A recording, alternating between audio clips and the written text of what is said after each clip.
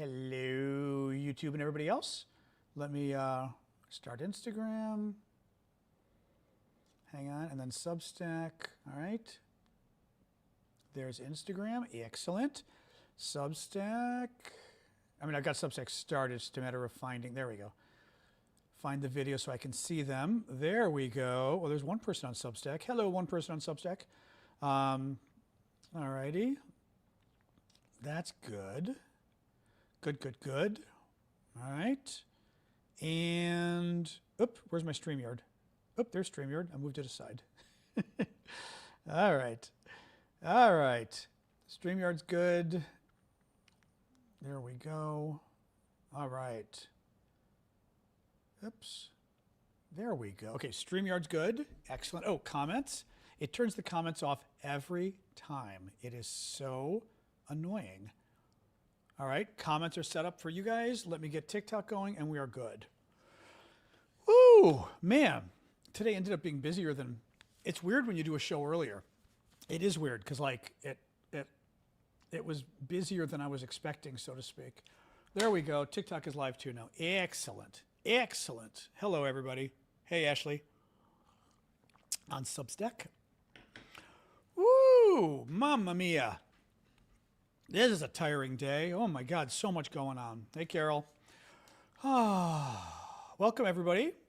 How we doing? Lots more. Hey, Ash. Lots more Iran updates. Actually, some really annoying stuff, too, to talk about today about Iran.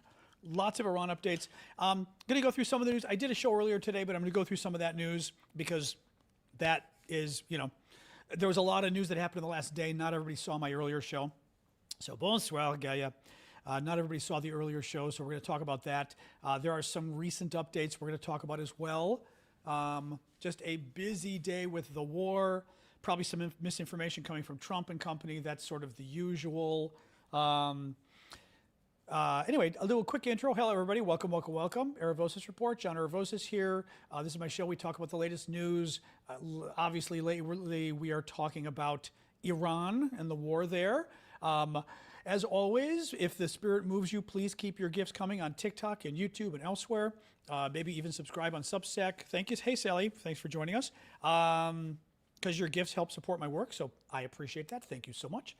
And we are pretty much ready to, Epstein files. You know what? When the world starts blowing up, sometimes you can't focus on Epstein. The neat thing that separates us from the mammals, from like the other mammals, is we have like opposable thumbs and we can handle multiple topics. So we can get back to Epstein. The world isn't going to end, but actually the world is ending, so it's allowed to get off of Epstein. So, sorry, but people who have like that Epstein fixation, who think like no story could be more important than Epstein, we're literally blowing up the world right now. I think perhaps it's okay to talk about it. So let's get talking, guys. So 2 more U.S. service members are dead. The number is up to 6 now from the attack in Kuwait. Iran used drones to go after a U.S. base in Kuwait. Somehow they got through. We don't know. What we do know is, I believe it was 4 people died under Hillary Clinton's watch, and there were never-ending hearings. 6 people have already died under Donald Trump's watch, and it hasn't been for the first time. Just saying. Israel. So this story is infuriating. Now, I've got to preface this by saying, two things. People get obnoxious in the comments and you're going to get booted. Second thing, I tend to be pretty defensive of Israel. I defend Israel. I defend the Palestinians too, but I defend Israel. Israel did something incredibly shitty that we are going to talk about that I am not going to defend. People like to sort of criticize Israel for crap that I think is unfair, like, we're in this war for Israel. Well, guess what? Apparently we are in this war for Israel, we found out today. Marco Rubio spilled the beans. Only reason we went to war, Israel made us. Israel forced Donald Trump to go to war with Iran. He wasn't ready. We weren't ready. They made us. Again, I tend to support Israel. This seriously pisses me off. What happened was, and Rubio, I'm going to read you the quote. Actually, I got the video from Rubio I'm going to show you, okay? You know what? Let me just show you the video first from Rubio. No, the Israel stuff pisses me off because I defend Israel a lot, but there is a rudeness there and an arrogance there that they do not appreciate the billions of dollars we give them and the support we give them, and frankly, the lives of our troops we put on the line for them, they really don't appreciate. And I find it incredibly offensive. Where's Rubio? Hang on a second. I've got to find my glasses here so I can double check this Marco Rubio thing. Here's Rubio, okay?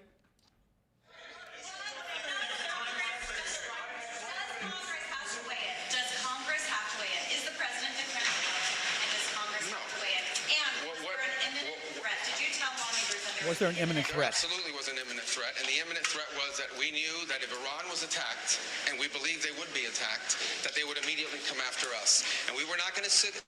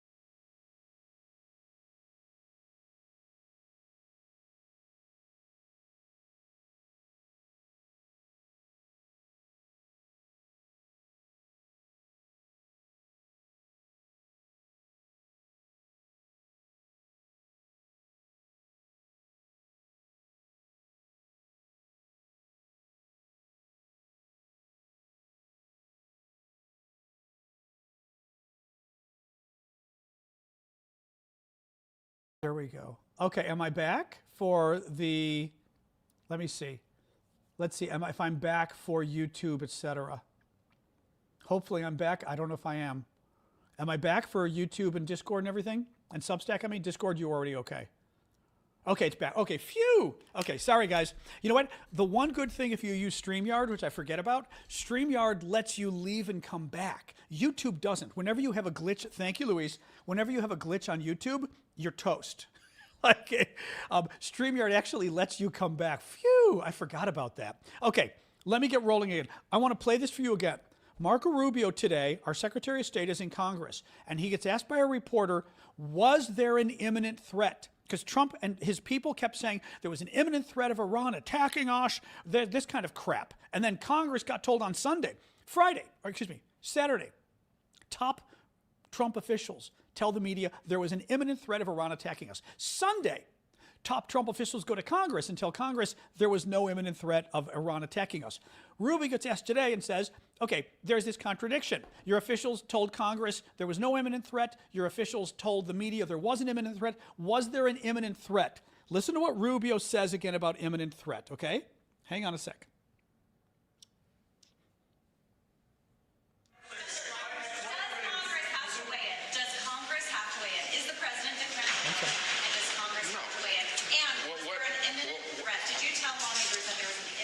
Absolutely was an imminent threat, and the imminent threat was that we knew that if Iran was attacked, and we believed they would be attacked, that they would immediately come after us. And we were not going to sit there and absorb a blow before we responded, because the Department of War assessed that if we did that, if we waited for them to hit us first after they were attacked, and by someone else, Israel attacked them, they hit us first, and we waited for them to hit us, we would suffer more casualties and more deaths. We went proactively in a defensive way to prevent them from inflicting higher damage. Had we not done so, there would have been hearings on Capitol Hill about how we knew that this was going to happen, and we didn't act preemptively to prevent more casualties and more loss of life. Oh, this isn't just word salad. This is horrific. What Marco Rubio just said today, YouTube should be working fine. Is YouTube working fine? Sorry, people, just let me know. If YouTube is fine, mods, just keep an eye on what's going on YouTube, because I can't keep going back and forth when people are saying it's freezing, because I don't know that I believe them that it's freezing. I think it's probably working okay. Yeah, it's fine. Gone through YouTube if you want. Just let me know. So what Rubio just said They asked Marco Rubio, was there an imminent threat of an attack by Iran on the United States that precipitated America's attack? Rubio said yes. Now I'm going to paraphrase what Rubio just said. We weren't planning on attacking Iran yet. Israel decided they were going to attack Iran anyway. Rubio is our Secretary of State, our foreign minister, or whatever the hell you call him over there in Britain. I keep forgetting the whatever. I forget what the hell it's called over there for you guys. Actually, you guys have like a couple different ones. So he's our Secretary of State, our foreign minister. Rubio gets asked, was there an imminent threat of Iran attacking us? He said, yes. The imminent threat was that Israel was going to attack Iran anyway. We didn't want them to. We weren't going to attack Iran at this point. But Israel said, fuck you, we're going to do it anyway, knowing full well that if Israel attacked Iran, Iran was going to kill American troops in the region. So the imminent threat was Iran was going to kill U.S. troops by attacking bases because Israel was going to start the war when we didn't want them to, knowing damn well that Israel was going to get U.S. troops killed and it was going to force us to enter the war. That's what Marco Rubio, so Marco Rubio said, yes, it was an imminent threat. Listen, I'm going to read this again. Hold on. We knew that there was going to be an Israeli action. We knew that would precipitate an attack against American forces. And we knew that if we didn't preemptively go after them before they launched those attacks, we would suffer higher casualties. So Israel fucked us. Israel went and bombed Iran when we didn't want to. We did not go to we did not go to war with Iran on Saturday because we chose to. Thank you, Amanda. Thank you, Liz. We went to war with Iran on Saturday because Israel forced us to, because they used our troops as hostages, knowing that they were going to get our U.S. troops killed. And Israel was going to get our troops killed anyway, so we didn't have a choice but to go and bomb Iran because Iran was going to kill our troops when Israel pissed them off. I'm sorry. And like I said, I think it's important to say, because I do defend Israel. I am older, I have longer experience with like Israel and the Palestinians. There's a lot of shit the Palestinians have done over the years. There's a lot of shit Israel has done. I tend to be way more sympathetic than a lot of you to the Israeli side, and Palestinian too. But meaning, my point is here, this is important to say. No, quiet on YouTube, just be quiet. What I'm saying matters, because I am not somebody who normally criticizes Israel to this degree. That's my fucking point, okay? I don't even normally say these things about Israel, which is how bad this is, okay? These son of a bitches forced us to go to war against Iran when we didn't want to go to war against Iran, because they knew they were going to get U.S. troops killed by attacking Iran, and they did it anyway, knowing that it would force our hand and we wouldn't have a choice, because Israel was going to get our troops killed in a war that they wanted to do. And by the way, don't think Israel was going to attack Iran without us. They weren't going to attack Iran without us. Israel was going to attack Iran so that they would get U.S. troops killed and the U.S. would be forced into the war. Do you remember? No, some of you may not follow my show. I'm here Monday to Friday, 6 o'clock Eastern.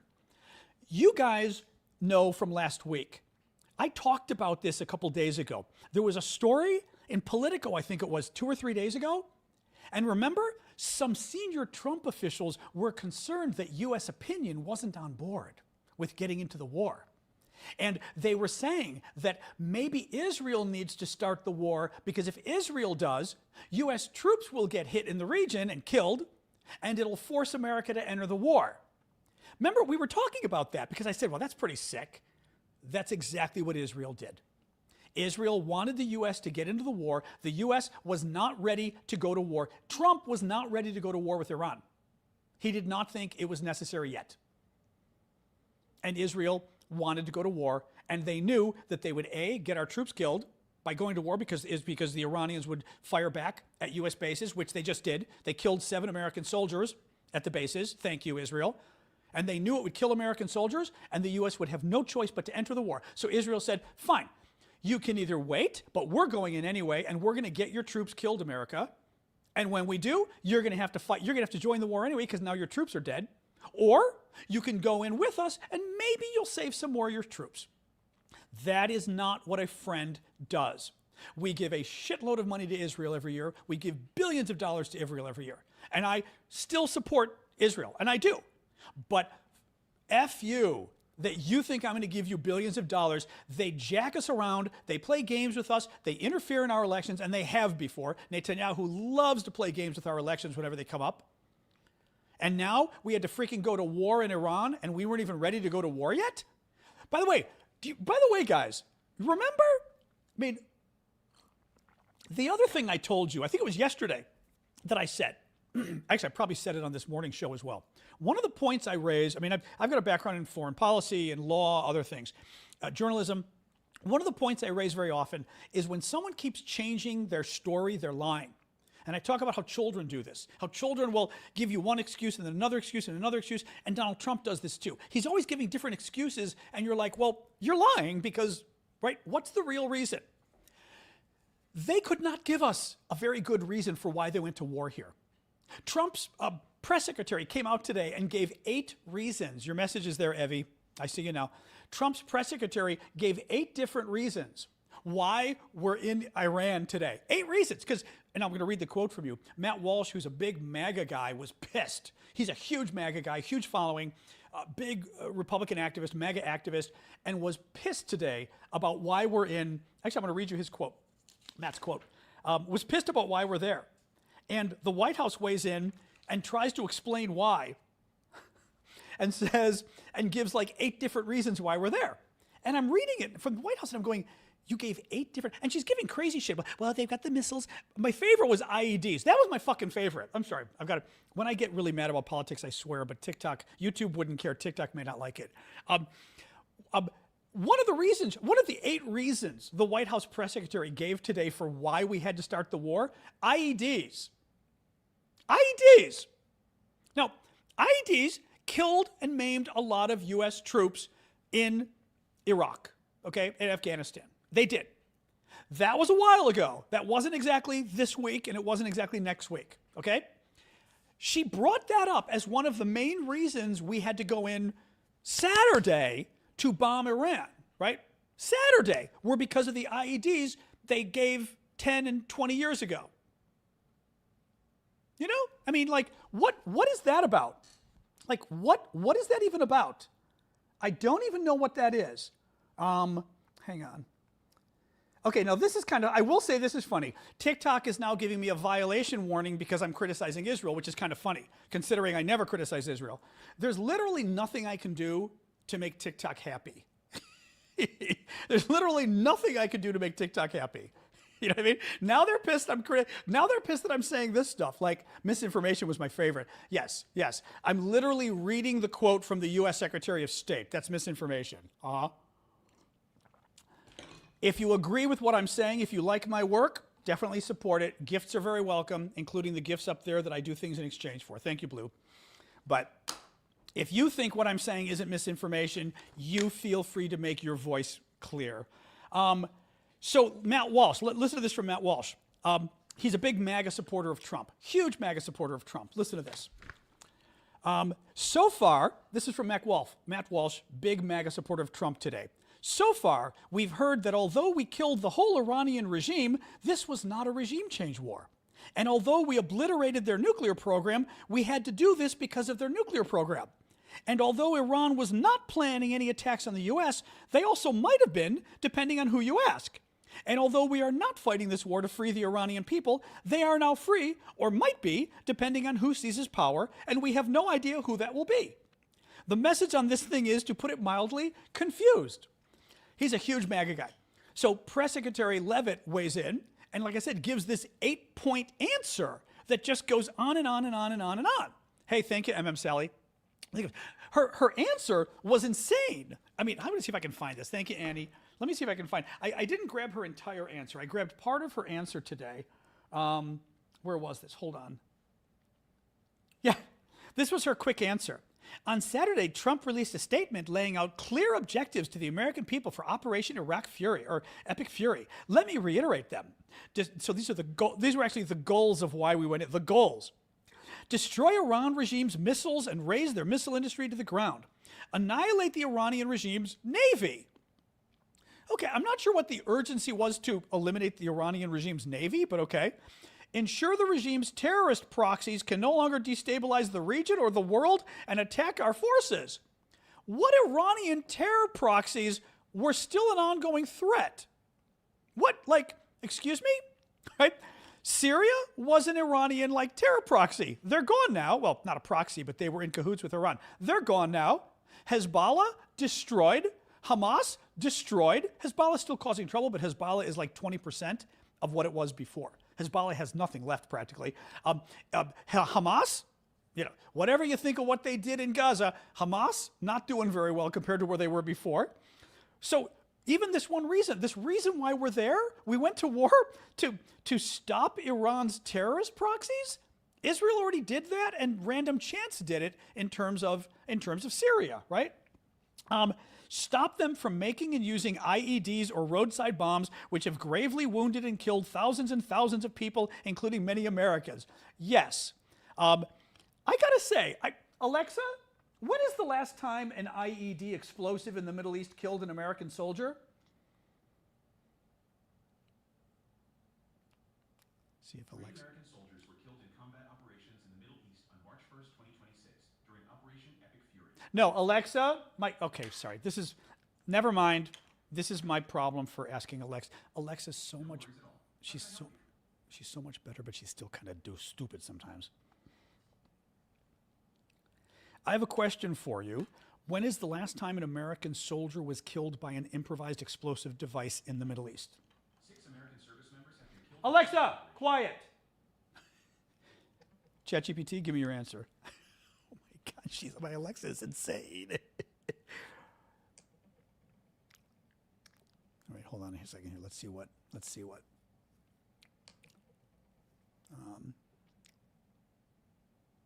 I don't have a specific confirmed date for the last time a U.S. soldier was killed by an IED in the Middle East. No, Alexa, sorry, ChatGPT, that's my question. I don't want a summary about IEDs. I want you to look at the media reports and find me the last time you can find an article that says a U.S. soldier was killed by an IED, a U.S. service member in the Middle East. Yeah, bottom line is, it was probably a while ago. Now, horrible. Hey, I have no concerns about the Iranian leadership, swimming with the fishes right now. But for the White House to put out some bullshit explanation, I'm trying not to confuse ChatGPT. ChatGPT, give me your answer. Sorry, but for the White House to put out some bullshit explanation about... The most recent publicly confirmed instance of a U.S. service member being killed by an improvised explosive device in the Middle East was on April 9th, 2019, when 3 U.S. Marines were killed near Bagram Airfield in Afghanistan. Okay, there you go. Now, horrible, right? That's still horrible. 3 U.S. Marines being killed by an improvised explosive device, especially if the Iranians were helping provide it, that's terrible. It's 7 years ago. The fact that it was 7 years ago means this Saturday, 2 days ago, it was not, oh my God, we have to invade now, right? We have to invade now. And by the way, if you don't like the warning, feel free to weigh in with gifts. Right? The fact that that we had to invade this weekend because they used IEDs 7 years ago on U.S. troops. You get it?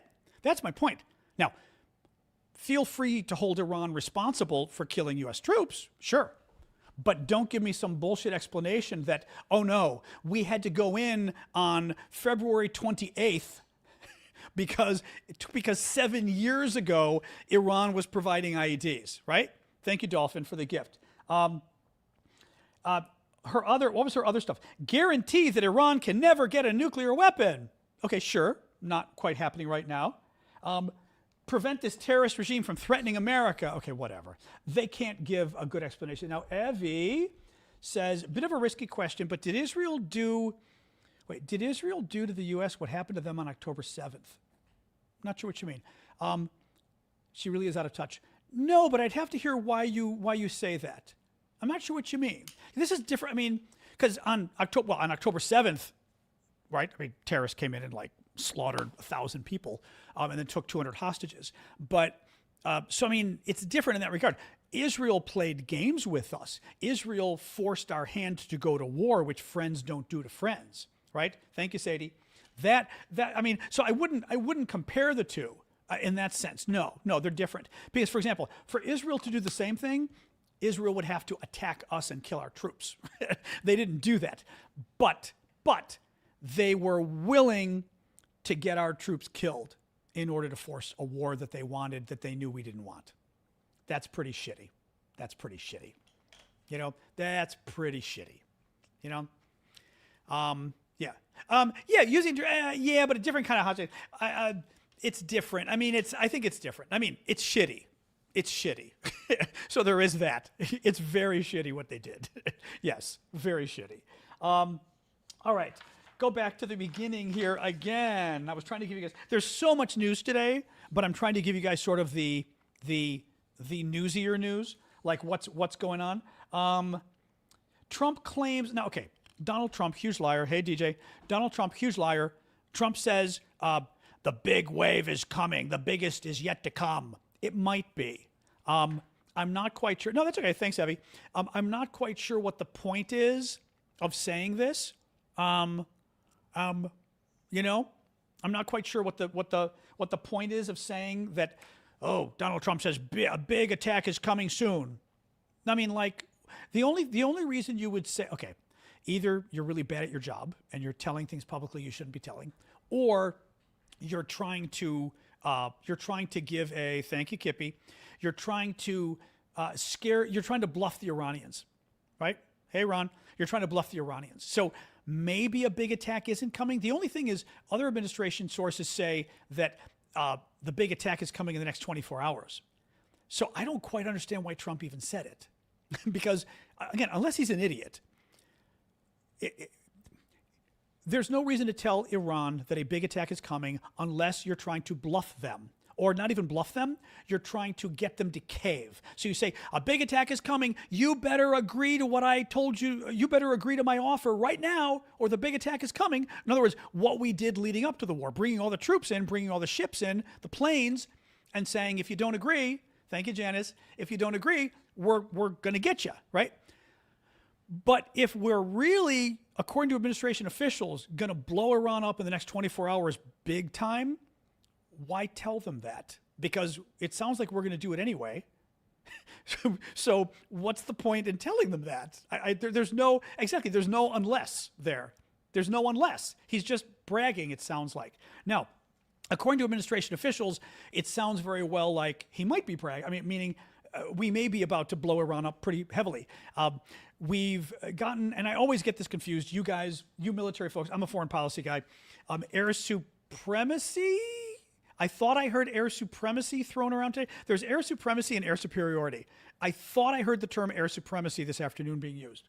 And bottom line is, whichever it is, the point is you've got control of the airspace so that you can fly your planes over, you can drop bombs, and you don't have to worry about getting shot out of the sky. And what this now means, we have taken out enough of Iran's air defenses that we can now fly bombers that might have been in danger had we flown them earlier. They were in danger of getting shot out of the sky by the Iranians, that now they're not in danger of getting shot out of the sky. Now, why does that matter? Well, one main reason is we don't have a lot of cruise missiles left. Cruise missiles you can fire from afar, like thousands of miles away, and fire them. You know, we'd rather not use up everything because we may have a war with Russia someday, we may have a war with China someday, right? If we can use bombers, that fly over Tehran, for example, then we would rather do that because, because we're not using cruise missiles. The problem is those bombers can get shot out of the sky unless you have control of the airspace. And if you have control of the airspace, your bombers are safe. So what they're saying now is we have control of the airspace over Iran, and we can afford to send in the bombers and do a hell of a lot more bombing. So let's see what happens in the next day or two on that front. CNN poll.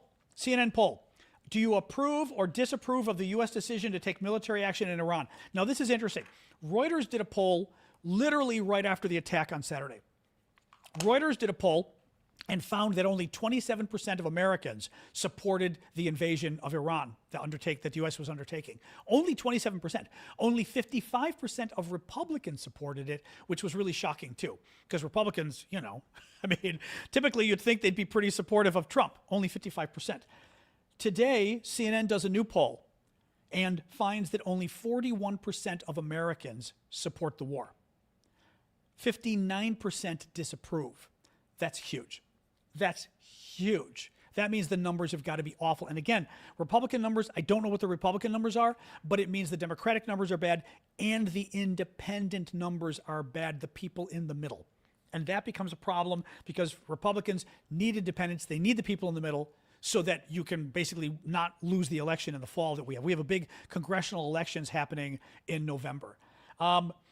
Does Trump have a clear plan? Second question in the CNN poll. Does Trump have a clear plan? Yes, 40%. No, 60%. That's huge. Cherry picked. The only two polls that are, you're leaving us, by the way. The only two polls that are out there that exist are Reuters and CNN. Reuters, horrific for Trump. 27% of the American people support this war. CNN, much better for Trump. And when I say much better, 41% of the American people support the war.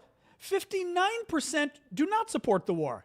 So you can play, you're leaving us anyway, but you can play games here. Cherry picking? I gave you the good poll. CNN's the good poll. So, yeah.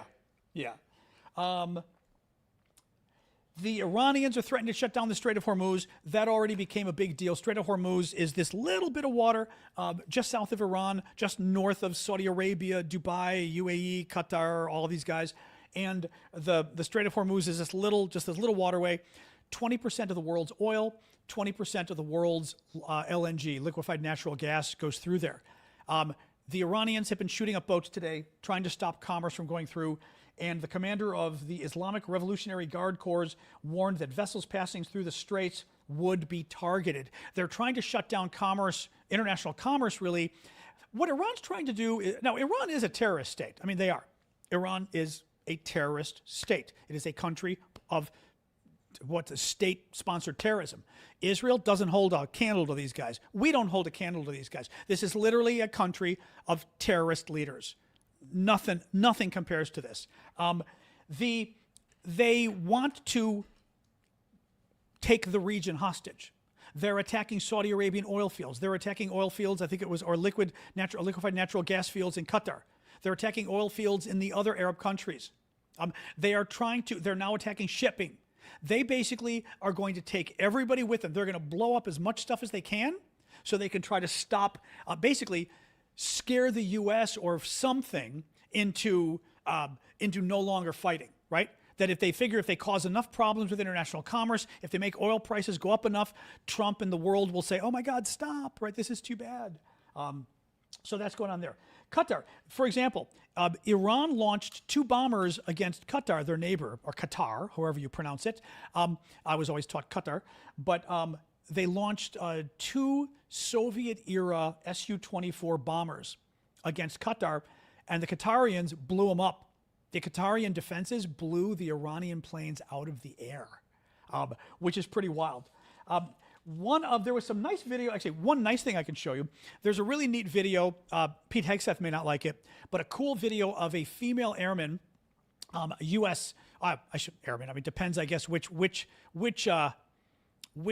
service she's with, so maybe I shouldn't say airman, but a female pilot that in U.S. military who was shot down by the Kuwaitis. The Kuwaitis shot down 3 F-15Es. Oh, by the way, I did some research on this, but the Kuwaitis accidentally shot down 3 of our planes today. Bad deal. Almost killed 6 pilots. They survived. One of them was this woman in this video, which I'm going to show you. The planes, by the way, I did a little research because my friend Michael said, how could the planes be only $31 million? Because they were $31 million planes. And we thought, that sounds kind of cheap. Well, I looked it up, and the F-15E, these planes are old. They're decades old, and they cost $31 million when we built them. The planes today, the newer versions of the F-15s cost, actually, the newer versions they were saying was over $100 million. pretty, I would say cheap for a fighter jet, 31 million. That's pretty cheap for a fighter jet. The actual price for the modern version is over 100 million. So that's, is the E the new? All I know is what I read today in the article said that 31 million was the price from 30 years ago. The new price for the newer version would be over 100 million. So that's why you're going to see stories saying they were $31 million planes, because they were older planes apparently. Anyway, let me show you really quick.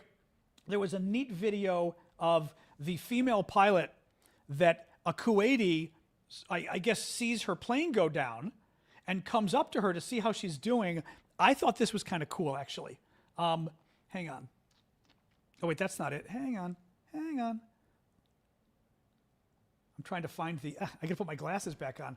I'm trying to find the video to show you guys. Where is this? It's right here towards the beginning. It's funny. Sometimes I can't find videos here, and I've got to go back and... All right, hold on a second. I've got to go back to videos. It's funny, the iPhone and iPad make it very difficult sometimes to find. Here she is. You're fine? Really? You need something to help you? No problem, you're safe. You're safe. Everything good? No problem. Thank you for helping us. Everything perfect?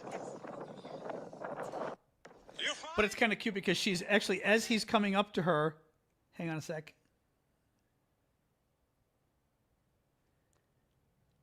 As he's coming up to her, she's smiling. This woman just got shot down. She just got shot down. You remember the U.S. military. And he's coming up to her and she's smiling. She's like, no, it's okay. And what I thought was the really nice part, the Kuwaiti guy says to her, thank you for what you're doing for my country. I mean, like, it even gives me chills saying that. Like, the sweetest thing from the Kuwaiti guy thanking her. And she's smiling. Mind you, remember Pete Hegseth, the defense secretary, is super anti-women in the military, thinks they're weak. He's given all these horrible speeches about it. So it just, again, that smile, I just love that. I absolutely love that. But I love that, by the way, she's standing up and walking around. She's got shot out of a plane. I mean, like, totally, no problem. What else? I mean, there's a ton of news, like I said. Trump's hand, a quick little aside. This was really just bizarre today. Donald Trump's health has been very strange. As you guys know, he has had wounds on his hand for a while now. He's had this horrible bruise where he's had makeup on his hand. Today, Trump gave an 8-minute address about Iran. In the address, they took this photo. This is a real photo of Donald Trump from the media today. This was during his address in the White House. Look at his neck. I don't know what the hell's going on. The White House was asked about it.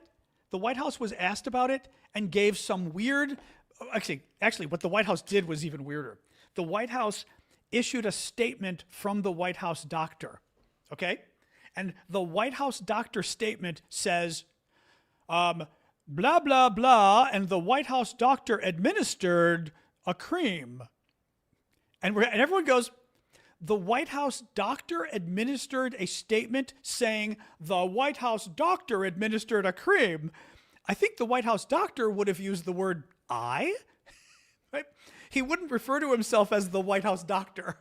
They wrote the statement, and the statement was totally weirdly, the ear too. The ear does look good, doesn't it? It was very strange. All right. Like I said, tons of other news. This is all Trump news. Let me see what else we've got here. Hang on here. Iran has been attacking the Saudis. They attacked a major Saudi oil field. They attacked a power plant and a facility for producing liquefied natural gas in Qatar. European natural gas prices jumped 30% today after Qatari liquefied natural gas shipments were halted. The regional battlefield is widening. There were attacks in Cyprus. The Brits have a major base. It's probably Air Force, right? Callum or whomever, I think it's Air Force Base, in Cyprus and Akrotiri. 2 drones headed towards Akrotiri today were intercepted. The Greeks are now sending ships and some F-16s. It does RAF, thank you, MAGA. The Greeks sent some ships and also some F-16s to help protect Cyprus. Der Spiegel, German press, is reporting strikes on bases in Jordan and Iraq where German troops are stationed. France allegedly was moving its naval ships closer, and then there was a report today that maybe they weren't. So not quite clear what France is doing. Hezbollah opened fire on Israel from southern Lebanon, so that's a whole other ongoing problem. Fortunately, Hezbollah has got about like 20%. I said 20% of the weapons they used to have because Israel blew them up. Southern Lebanon, they're a terrorist group in southern Lebanon that have been terrorizing Lebanon for years. But they have still opened up the front there. Let me see here. Washington Post is reporting that U.S. military leadership is concerned. The mood of the U.S. military leaders is described as intense and paranoid, with anxiety that the fighting could extend for weeks and further stress limited U.S. air defense stocks. One key point raised: it can take 2 or 3 interceptors to ensure an incoming missile is stopped. Trump is now, so the other thing Trump is, so among all the crazy reasons they're giving, mind you, Rubio says today, so Marco Rubio says today that we didn't have to go to war, but the Israelis forced our hand. Trump at the same time said today, oh, we were 2 weeks away from Iran getting a nuclear weapon. They're starting that bullshit again. Now, mind you, this weekend, Trump claimed Iran's weapon program was obliterated last year. In the State of the Union last week, Trump claimed Iran's nuclear weapons program was obliterated last year. Last year, in June, when Trump attacked Iran, the Defense Intelligence Agency, our intelligence agency in the Defense Department, did a preliminary analysis that found that Iran's nuclear weapons program was set back by a period of several months, not several years. Trump went crazy. The Republicans went crazy. Remember, they called it, there was literally a thing on the White House website, it's still there, called fake news. Fake news says that Iran wasn't obliterated. They were obliterated. The nuclear enriched uranium, it's gone. It's buried. Iran will never get it again. They claimed the weapons program itself was so destroyed, it was never Trump said never coming back. I remember this because one of the things I told you guys was this matters. These lies matter because if Trump is going to lie and say that Iran's program is never coming back because we destroyed it, then we don't have to keep an eye on them to make sure it doesn't come back. Well, now he wants us to believe that the program came back in 7 months and they were 2 weeks away from getting a nuclear bomb? Then why the hell did he tell us last year it was obliterated and not coming back? I mean, this is, again, the media, the media ought to be pushing. I mean, we're at war now. And he lied to us, apparently, again. Why are they not asking him that? He does. He just lies. He just bullshits. We know that. But it just kind of blows my mind that we have, and then today, in his speech today, Trump, by the way, Trump is not taking questions. He was very tired today. Trump was kind of talking like this today. And you're looking at him going, are you okay? And of course, the weird neck hemorrhage thing. Very weird what was going on with him. So today Trump says, well, this is, because he realized, somebody must have said to him, okay, we're kind of in trouble because we said it was obliterated. And now today you said they're 2 weeks away from getting a bomb. He goes, we did obliterate them in multiple locations, but they built in a new location, and that's the one that's building the bomb. It's like, oh, honey, really? Really? We did obliterate them in a different location, but they built in a new location. It's like, okay, Donnie. Okay, sure. I forgot to say, Melania. Melania was at the United Nations today. Let me see if I have, I've got it further down here. Melania is at the United Nations today, chairing a meeting of the United Nations Security Council, and this is how, thank you, Chazak. Keep the gifts coming, guys. This is how unaware the Trump people are. Melania goes to the United Nations to chair a Security Council meeting about peace through education. Peace through education. So the Iranians are alleging, and I don't believe Iran. Thank you, Jazzlove. Pick a goat. I don't believe Iran totally, but this has not really been debunked either, though. The Iranians say that either we or the Israelis killed 168 school children when a school got hit the first day.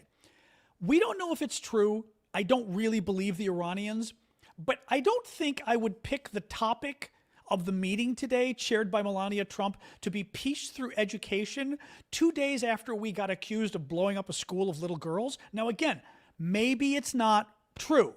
Maybe it's not true because it's coming from Iran, and I trust Iran as far as I can throw them.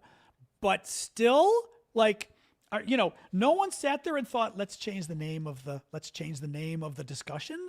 Like, are they that naive, right? What else we got here? Hang on. Matt Walsh, we've already got. Oh, in terms of Trump's warmongering, Axios notes no modern president has ordered military strikes against as many different countries as Trump. He has attacked 7 nations, including 3 that had never previously been targeted by U.S. military strikes, and that he authorized more individual airstrikes in 2025 than Biden did in 4 years. They also note J.D. Vance opposed the war in Iran in a Wall Street Journal op-ed in 2023. Tulsi Gabbard, who's Donald Trump's intelligence chief, sold no war in Iran t-shirts in 2020. And Trump himself previously railed against Middle East wars. Russia, this is good. Russia is freaking out about the drones we're using. The U.S. unveiled a number of kamikaze drones, one-way suicide drones, basically, right, in Iran. And the Russians are freaking out, the Russian military folks, they're like, you know, military bloggers, this kind of stuff, because the drones appear to be using an antenna. And the antenna, they believe, is connected to Star Shield. Thank you, Pam. Keep the gifts coming, guys. Oh, that's a very cool one, too. Thank you for that one. The Star Shield, which is Starlink is SpaceX's Elon Musk's space program thing. Starlink is Elon Musk's space program satellite internet thing. Thousands of satellites in the sky, whatever it is, and you can get internet anywhere. Iranians using it, others. Not Iranians. Ukrainians using it, others. Star Shield is the government satellite internet program that is used for defense and things like that. It is through SpaceX, again, Elon Musk's company. Well, the Russians believe that these autonomous drones, I mean autonomous, but these one-way kamikaze drones that the Americans are using, first of all, they totally look like the Iranian drones. The Iranian Shahed drones that they use to attack the Ukrainians, it's the same freaking drone. The design is the same. That's the first funny thing. Second thing, though, it's got an antenna coming out of it, which is unique, apparently. Thank you, J2K. And the antenna, they think, is Star Shield. So they think the drones are getting satellite internet via Elon Musk's SpaceX. Well, why does that matter? Because if they're getting satellite internet, A, they're very hard for the Russians to jam. That was a cute gift. Thank you, J2K. It is very hard for the Russians to jam the drones. So as the drones start coming, you jam them and they go off course. The Russians can't jam them very well. The second thing is, it makes them super duper accurate at hitting their target because they've got internet up until the last second when they come at the target. So they're even better at hitting the target just where you want to hit for maximum damage. So that was really good. So the Russians were pretty freaked out that that they believe our drone program might even be ahead of theirs in that regard, which was pretty cool. So hopefully relatively cheap. I mean, who knows though, right? Luis, I mean, I don't know if we know, unless we know what the price is of the drones. I don't really know. I mean, knowing us, they could be expensive, right? Israel's air defense. Oh yeah, Israel. Oh, I have a video of Iron Dome. Israel's an Iron Beam. Israel's Iron Dome is the missile program they've got for when missiles and things come in, they shoot them out of the sky. Not always successful. Thank you, Uncle Creepy, but still pretty cool. Iron Beam is a new program the Israelis have to shoot. Now, I don't think I showed you this yesterday. I don't think I did. Did I show you Iron Beam yesterday? See, I don't know when I'm showing in the morning and what I'm showing in the evening now. It's confusing me. I think I did not show you yesterday. Let me show you really quick. Video. Here we go. This is we believe, like Israeli lasers, in essence, shooting drones out of the sky, which would be pretty freaking cool.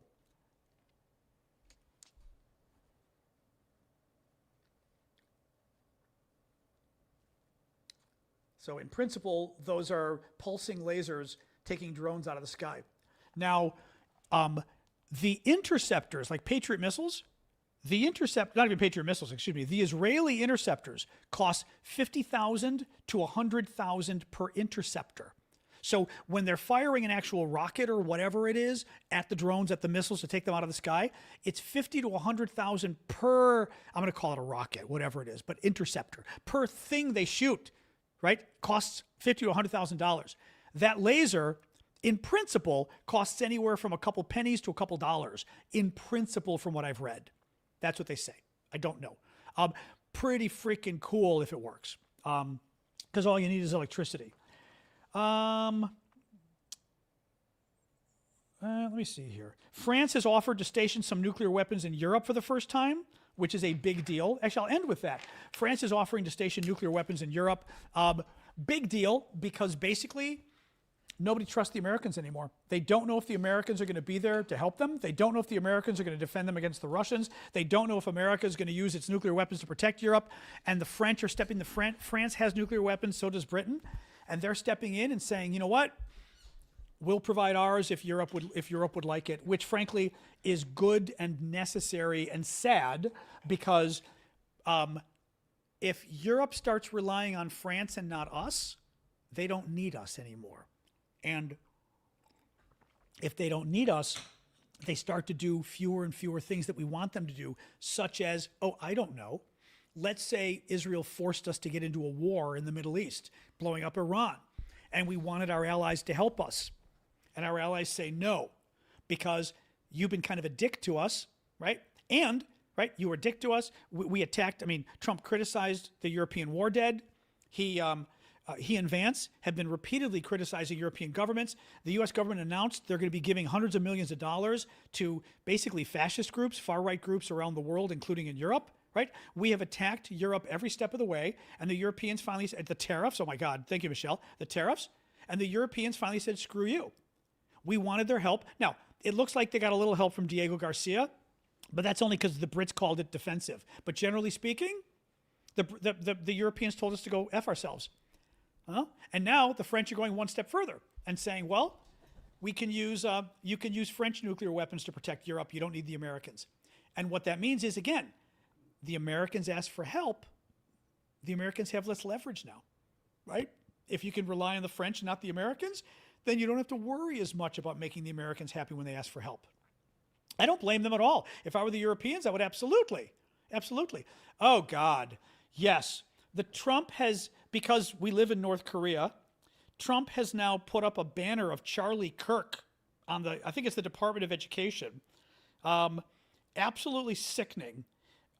Ben Franklin, who's like one of the founders of our country, one of the most famous founders of our country, Benjamin Franklin, he's there on the wall, and they put Charlie Kirk, who's, horrible that he was killed, but he was a right-wing activist, reactionary, and he was murdered last year, horribly, and the Trump people are putting him up on the wall with Ben Franklin, Booker T. Washington, love that too, comparing him to black civil rights heroes.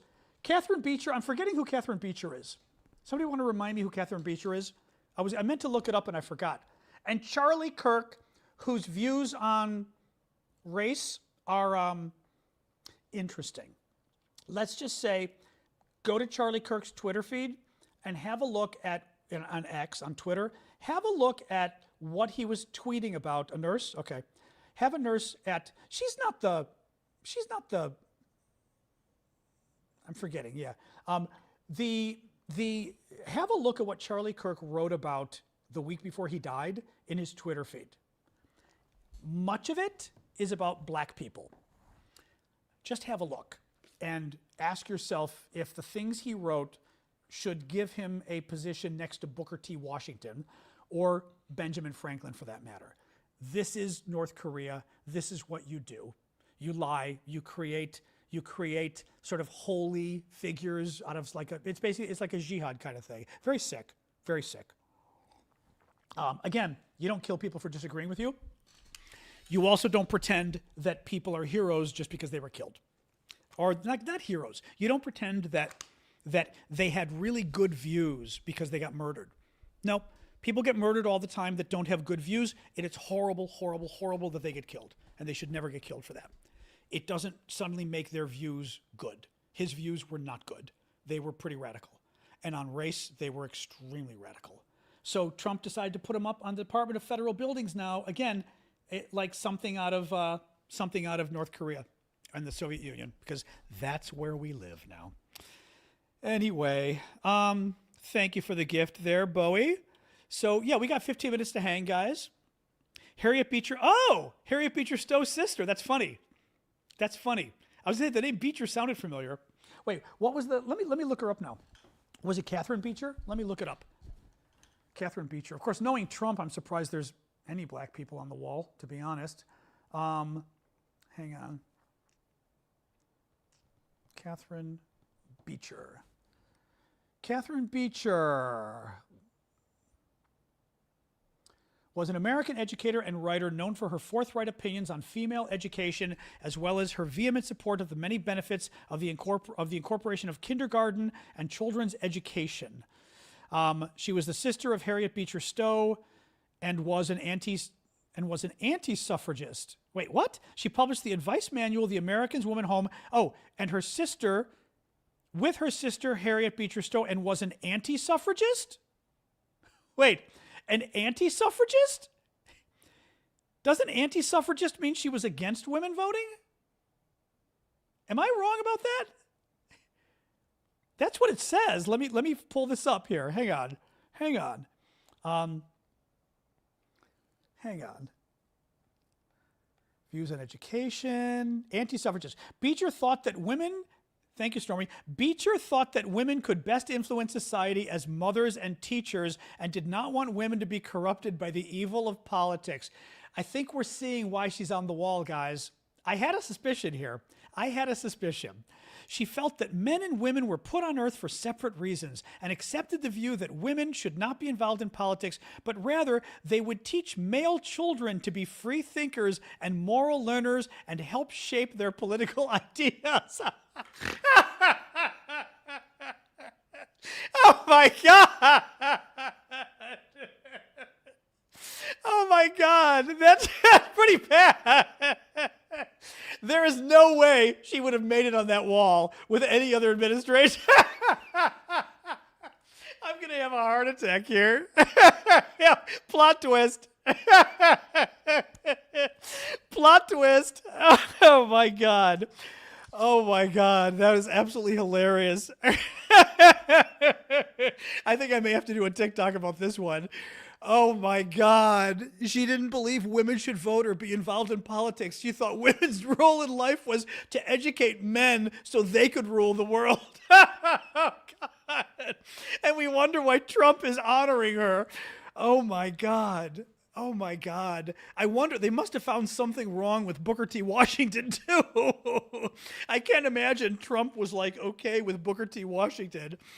Oh my God. Well, I'm looking at that, this is Wikipedia. I'm looking at that initial paragraph and it goes, she was an anti-suffragist. And I'm like, I don't think I've ever heard of it. Because suffragette, women's suffrage, a suffragette, or women's suffrage, and I don't know why we use the word, but it's a word meaning giving women the right to vote. But I don't know what the origin of the word suffrage is in that case. And everybody, anti-suffragette. She didn't want women to vote. Because men should be in charge. And women's job in life should be to train the men. Oh my God. Oh my God. Okay, Booker T. Washington. Let's see what we can find wrong with him. Booker T. Washington was an American educator, author, and orator. Between 1819 and 1915, Washington was the primary leader in the African-American community and of the contemporary black elite. Born into slavery, freed when U.S. troops reached the area during the Civil War. Washington played a dominant role in black politics, winning wide support in the black community of the South and among more liberal whites. a key proponent of African-American businesses and one of the founders of the National Negro Business League, Washington mobilized a nationwide coalition of middle-class blacks, church leaders, and white philanthropists with the goal of building the community's economic strength and pride by focusing on self-help and education. Bing, bing, bing, bing, bing, bing, bing. I think we're getting there. I think we're getting there. That, my guess is somebody read that and went, that's a good one. That we like that. Okay. Because of his influential leadership, the time span of his activity from 1880 to 1915 has been called the Age of Booker T. Washington. Washington called for black progress through education and entrepreneurship, rather than trying to challenge directly the Jim Crow segregation and the disenfranchisement of black voters in the South. Oh, God. I had a feeling we were going to find out why they liked him. Furthermore, he supported racial uplift, but secretly also supported court challenges to segregation, that's good, and a restriction on voter registration, that's good. Black activists in the North, led by W.B. Du Bois, disagreed with him and opted to set up the NAACP to work for political change. Okay, so the NAACP, which is huge black not just black African-American, black civil rights organization in America, maybe the biggest, really, I think, was set up because of him, but because against him. The NAACP was set up because they didn't like him, okay? After his death, he came under heavy criticism for accommodating white supremacy, despite his claims that his long-term goal was to end the disenfranchisement of African Americans, the vast majority of whom still lived in the South. Decades after his death, thank you for the gift, decades after his death, the civil rights movement took a more active and progressive approach, which was also based on new grassroots organizations of the South. Washington's legacy has been controversial in the civil rights community. Okay, well, we solved that one, didn't we? The thing is, Booker T. Washington, I think of as being a famous name in black history. So I didn't think there would be even anything controversial. So there's still some controversy. I guarantee you they read that. I guarantee you some child in the Trump administration read the Wikipedia and said, this is good. We can take this. Low-key, you're leaving us for a while. Really sorry, but maybe come back when you're not kind of whiny. But mods, get rid of that low-key person on TikTok. She's annoying.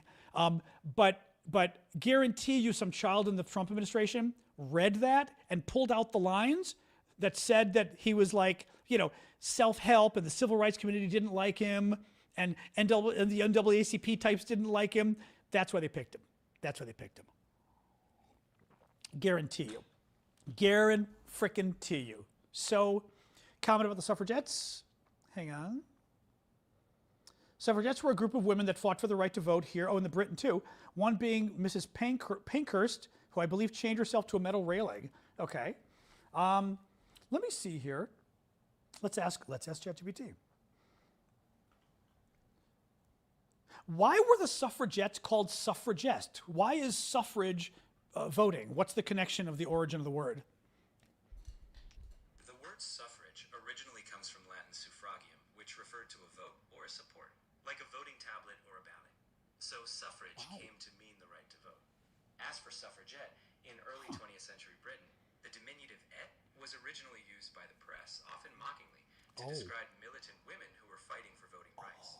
Over time, the term suffragette was reclaimed by some of these women themselves, especially those in more radical factions, while suffragist remained a broader, less militant term for those advocating women's so. Oh, that's funny. So first of all, suffrage comes from Latin meaning voting or whatever? Who knew that? But also, suffragette was a term the press coined to mock the women who were pushing for the vote, like et being French, because et is French for like little, right? So it would be like cute little woman trying to get the vote kind of obnoxious thing. Yeah. Ça vient du français, ouais. But I never think of it as being diminutive. That's the thing. Yeah. Suffrage. Oh, suffrage in French. Ah bon? Je savais pas. Thank you, aussi. Suffrage. Yeah, suffrage. I guess we've always heard the word in English, and we know women's suffrage, but it's such a strange, because suffrage sounds like suffering in English. Sufragio means to vote in Portuguese. Huh. Interesting. I mean, obviously it does mean that in English, but it's not a word that it's really not a word, we don't use the word in American English at all. Whenever you hear the word women's suffrage, you go, oh, that means voting, how funny. It's just not a word, it's not a word we use. Suffragare means to support with a vote. Huh, did not know that unsweetened. President Wilson hated the women pushing for the vote. Hang on a second. Let me pull this up. People are talking about Saudi Arabia. Let me pull this up and see. All right, not seeing anything here. Let me pull Twitter. People are saying there was an attack on the U.S. Embassy, but I'm not seeing it. And unless I get it from a good source, let me see if I can pull it up here.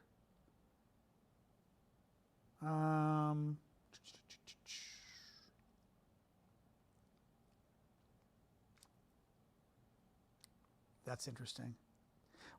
Yeah, Hegseth also claimed today that Defense Department, this attack on Iran is not about regime change, even though we did change the regime. He was talking this morning. It was not about regime change. Thank you, Stormy, for the corgi. It was not about regime change, even though we did change the regime. When Trump 2 days ago said it's about regime change. Trump said we are doing this to overthrow the regime and put good people in.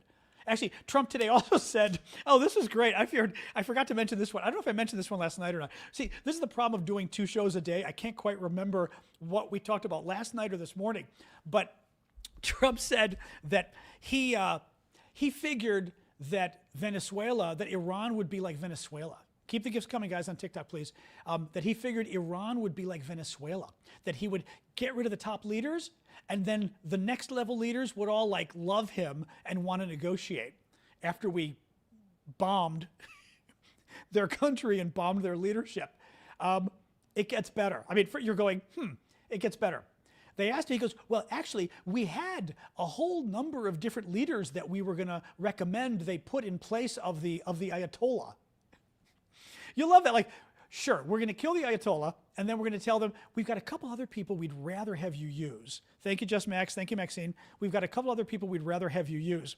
And the problem is, now, the first problem is, I doubt the Iranians are going to, that's right, thanks, WC. I doubt the Iranians are going to pick the person we prefer to be Ayatollah or whatever. The second thing was, sorry, you guys are confusing me. We killed them all. So he had a list of the good people. Apparently we blew them up in that first, either we or the Israelis, in that first attack on Saturday when we killed the Ayatollah and everybody. We killed all the moderates who we wanted to take over the government. It's like, oh, they're gone now. Oops, sorry. Oh well, what do you do?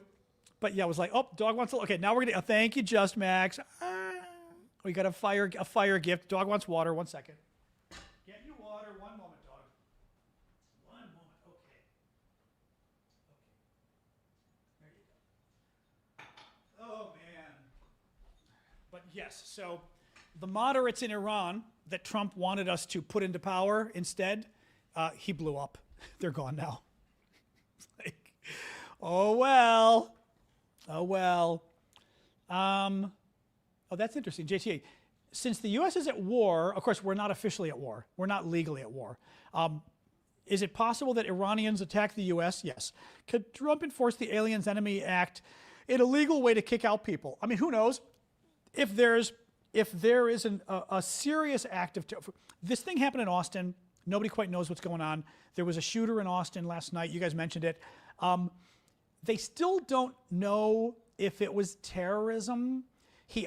Last night's story, which struck me as kind of bullshit, was he owned a T-shirt that had an Iranian flag on it.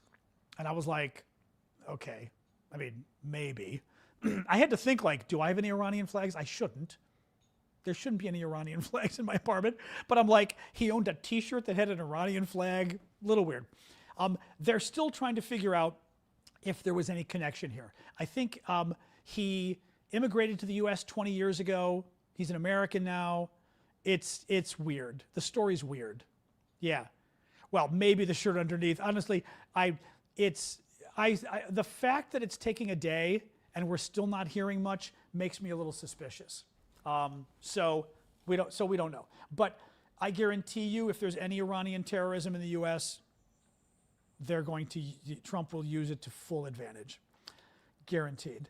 What else here? What else here?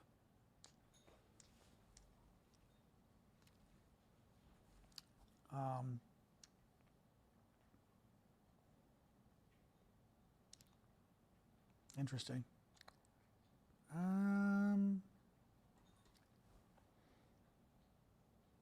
What? Oh God, what is this? Trump is tweeting more weird things. So Trump writes something that he published today.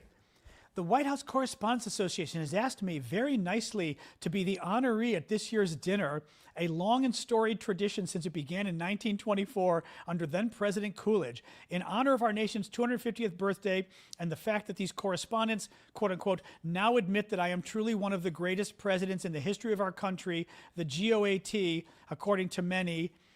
Wait, is this real? Is this real?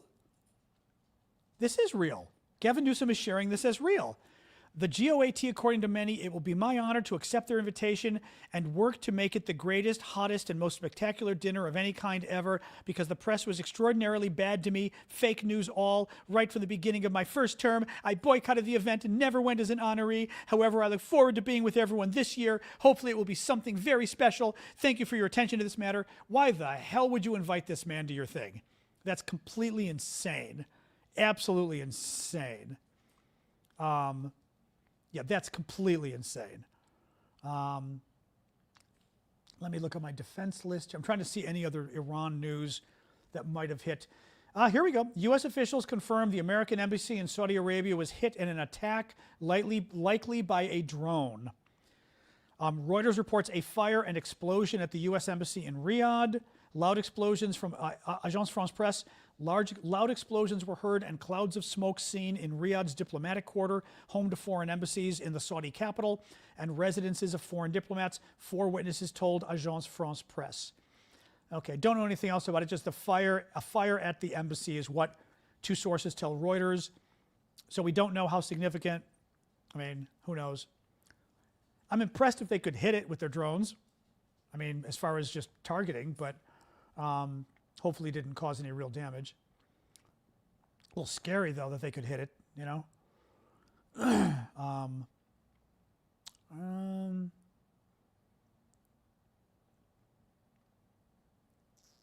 That's what I was looking for, so I'm not seeing anything else.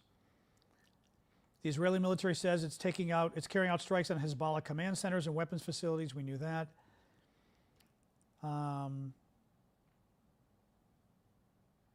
Oh, these are from goddamn Twitter with their Twitter's crazy-ass things. U.S. is calling on Americans to evacuate a dozen countries in the Middle East amid U.S. airstrikes. Now?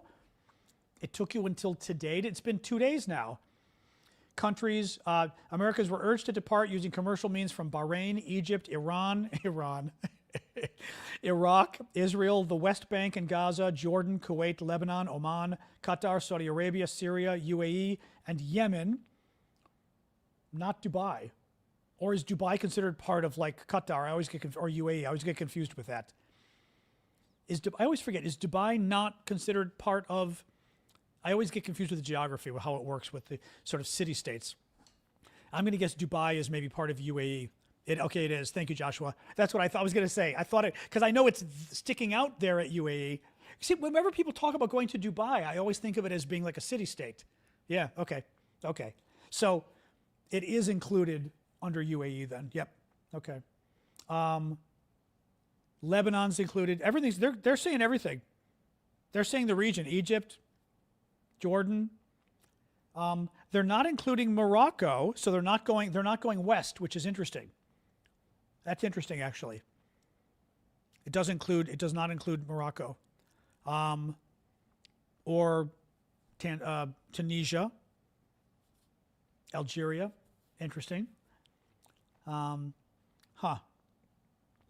Maybe they should have thought about that. Like, here's a thought.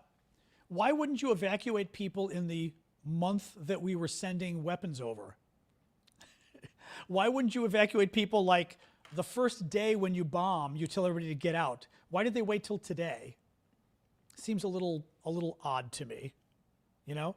No, I know they're part of Africa, but they're still, you know, they're still part of the Arab world, even though they're not necessarily Arab either, but nonetheless, it's part of the, I don't know what word you use to lump them together, but they are.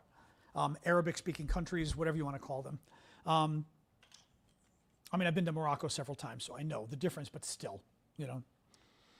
If you're going to include, yeah, but you know what? Egypt is Africa too. Ha-ha, right? City of Dubai versus Emirate of Dubai? I don't even know what that means. I don't know what that means. Look at you, Paula. Give yourself more credit. Yep, Jim Sciutto, CNN. The U.S. is preparing for a major uptick in attacks on Iran over the next 24 hours. A senior official tells me the U.S. has assessed that a first round of attacks has achieved the goal of weakening Iranian defenses, and the next phase will heavily focus on destroying the country's missile production, unmanned aerial vehicles, and naval capacity. All right.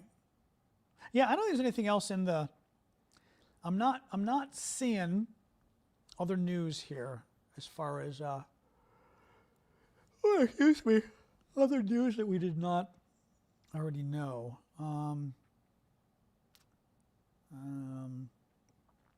Yep, still the fire at the U.S. Embassy.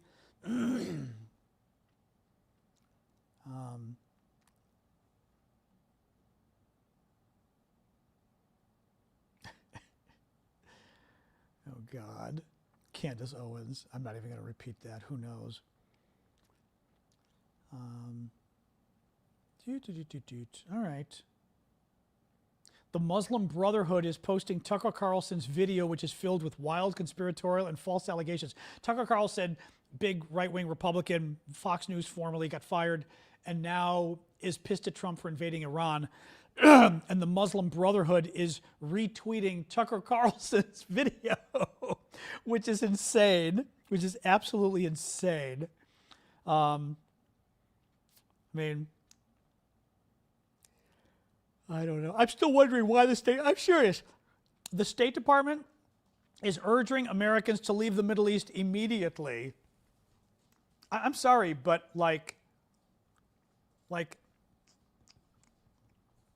what is wrong with them? They should have told people this 2 days ago. Like, suddenly today they decided? Now they decided, this Middle East thing. I hear tell it could be getting dangerous over there. I'm not sure why. But half an hour ago, somebody told me might be getting dangerous, right? I mean, like, excuse me? Flights were grounded, were they? Yeah, but you know what? Even if there's no flights, you tell people, get out. You tell people, flights may be grounded, start preparing. Because you know what you got to do in addition to buying a flight? You've got to pack your bags. Seriously. I mean, you know, hopefully people did, well, maybe people may not have packed their bags. I mean, even though they knew this was coming, right? I mean, kind of crazy. Kind of crazy. All right. I'm not seeing too much here, guys. All right. Anyway, oh, man. Man, oh, man, oh, man. Oh, my God. Oh, I'm tired. I'm tired. It's been a long work day here, guys. Especially over most of the Middle East is closed still. Well, that's going to make it a bitch to get out of there. Well, you know what, too? They could have told people 3 weeks before, maybe you ought to get out. I mean, if they really knew, maybe they did, honestly, maybe because of the Israel thing, maybe they didn't know they were going in until Israel forced their hand this week. Who knows? You know, who knows? You know, hey, relax, please. Hi. Hello, crawling under my tripod again. Really? You're going out there again? Fine, you do your thing. Kind of shitty out there, huh? Well, go on. What are you doing? Go, goofball. It's still snowing outside. So Miss I want to eat a twig can't quite decide. She's like, it's cold and snowy, isn't it? Yeah. Funny. The twigs are less appealing when it's cold and wet out, isn't it? Not nearly as fun, isn't it? All right. There we go. Oops. There we go. All right. Oh no, we're going to have the rest of the week is going to be insanely pretty. We're going to have. I don't know if tomorrow, But starting Wednesday, the weather's going to be amazing. I don't know if tomorrow it kicks in yet. Let me see here. But thank God, I mean, it may be the end of winter, which I'm very excited about. Yeah, tomorrow hits 49, then 58, 68, 69, 75, 75, 74, 71, 78. Yes. So tomorrow is like, at this point, tomorrow's the last day of winter. Let's see. It's early for us. It could go either way. We talk about Ukraine, but not when the world's blowing up. Like, when the world's blowing up, we focus on the world blowing up. Today is not a Ukraine day. Today is the world blowing up. But we do talk about Ukraine. We've been talking about it every day, just not today. So if there were news, I would today, but there was no obvious news coming out of Ukraine. Now, one interesting story is the Europeans are reaching out to the Ukrainians and using them to basically train European forces on drone warfare and stuff like that. So, you know, yeah, exactly. Exactly. Oh no, I'm telling you, this is great though. The weather is like, this happened last year too. Last year winter ended like in February, but this is a little early for us, but it could work, which I'm very excited about. Because I like warmer weather. I'm so tired of this weather, so tired of this weather. So anyway, guys, I'm going to sign off momentarily. So thank you for supporting us, please, for supporting me, supporting us, maybe supporting me. Clinton's testimony videos, I've only seen snippets. I saw Hillary get pissed off because Boebert was taking pictures of her. Thank you, Ocean Linda. Otherwise, yeah. All right, guys, I think I'm going to call it quits. We're already 7:25 anyway, and then my second show today, I can feel the voice is already being a little strained. Discord, not at this hour. We will do a Discord time, but not after an hour and a half of talking. So I can tell my voice is a little strained right now, which is not good. I should have been more careful how I was talking. All right, guys, have a good night. Discord, then Substack and YouTube, and everybody, TikTok, your last. All right, Discord, have a good night. All right. You guys, bam, bam, bam, bam, bam.